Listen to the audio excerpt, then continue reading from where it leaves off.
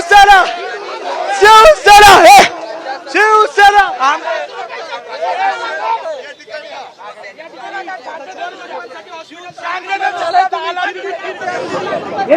या हॉस्पिटलचा जाहीर निषेध करतोय कारण या हॉस्पिटलमध्ये डॉक्टर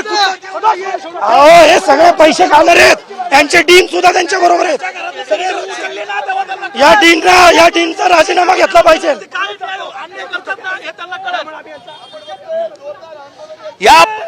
यांचा योग्य रीतीने ऑडिट झाला पाहिजे आज आपण बघितलं तर या ठिकाणी शिवसेनेच्या वतीने आंदोलन सुरू करण्यात आलेलं आहे हॉस्पिटलवरती कारवाई करावी अशी मागणी जी आहे ती शिवसैनिक या ठिकाणी करताय मागणी करताय हे लुटारू हॉस्पिटल आहे इथं पेशंट ऍडमिट व्हायच्या आधी ते पैशाची मागणी करतात हे अत्यंत चुकीचं आहे हे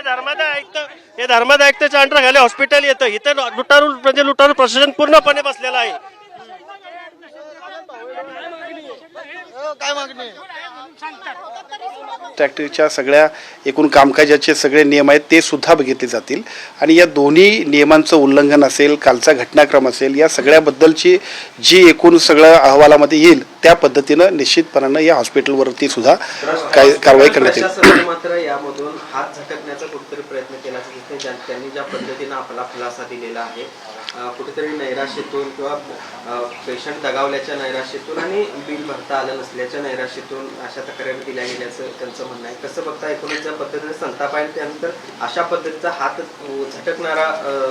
खुलासा हॉस्पिटल प्रशासनाकडून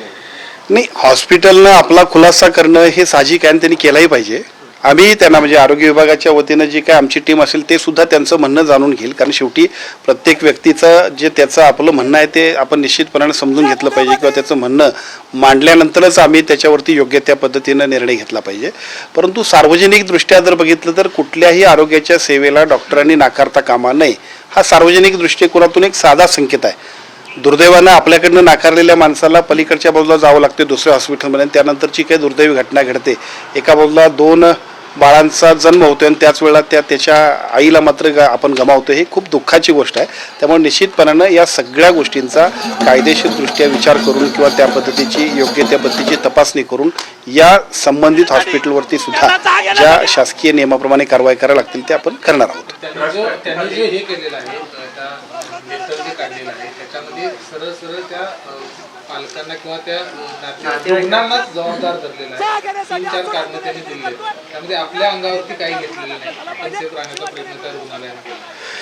नाही हॉस्पिटलनं आपली बाजू मांडणं साहजिक आहे आणि मला असं वाटतं की त्यांनी बाजू आता तिथंच नाही तर आमच्या कमिटीसमोर सुद्धा ते मांडतील त्यांची बाजू जी असेल ते सांगतील ते प्रश्न इतकाच आहे की ज्यावेळेला पेशंट तुमच्या समोर येतोय त्यावेळेला त्या पेशंटला तुम्ही नाकारणं ही अतिशय चुकीची गोष्ट आहे जी आरोग्य विभागाचे किंवा एकूणच मेडिकल सेक्टरमधले जे रूल्स आहेत त्यातला पेशंटला प्रथम प्राधान्यानं उपचार करणं हे आरोग्य विभागातलं प्रथम कर्तव्य आहे आता दुर्दैवानं याच्यामध्ये जर काय चूक झाली असेल तर त्या सगळ्या गोष्टींचा अहवालामध्ये निश्चितपणाने रिपोर्ट येईल आणि आपण त्याच्याबद्दल निश्चितपणाने योग्य ती कारवाई करू ट्रस्ट ऍक्टखाली अनेक हॉस्पिटलची नोंदणी झालेली आहे असं असताना देखील त्या ठिकाणी सुविधा देत असताना पैसे भरून घेतल्याशिवाय दिलं जात नाही अशा संदर्भात अशा रुग्णालयावर कशा प्रकारची यापुढे वचक असणार कशा प्रकारची कारवाई केली या प्रकरणाच्या निमित्तानं त्याची चौकशी होईल एकूणच राज्यातल्या अशा हॉस्पिटलची चौकशी होणार आहे का आणि काय त्या संदर्भात नवीन नियमावली नवीन काही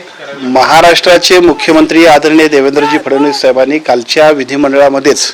एक अतिशय चांगल्या पद्धतीचं बिल पारित करण्यामध्ये आम्हा सगळ्यांना विधिमंडळातल्या सगळ्या सहकाऱ्यांच्या माध्यमातून जे बिल पारित झाले त्याच्यामध्ये या सगळ्यामध्ये एक अतिशय चांगल्या पद्धतीनं फ्रेमआउट करून कशा पद्धतीनं ट्रस्ट ऍक्ट खालच्या छत्रपती शिवाजी महाराज की जय भवानी जय भवानी जय भवानी छत्रपती शिवाजी महाराज की जय भवानी जय भवानी जय भवानी छत्रपती शिवाजी महाराज की जय भवानी जय भवानी जय भवानी छत्रपती शिवाजी महाराज की जय भवानी जय भवानी जय भवानी छत्रपती शिवाजी महाराज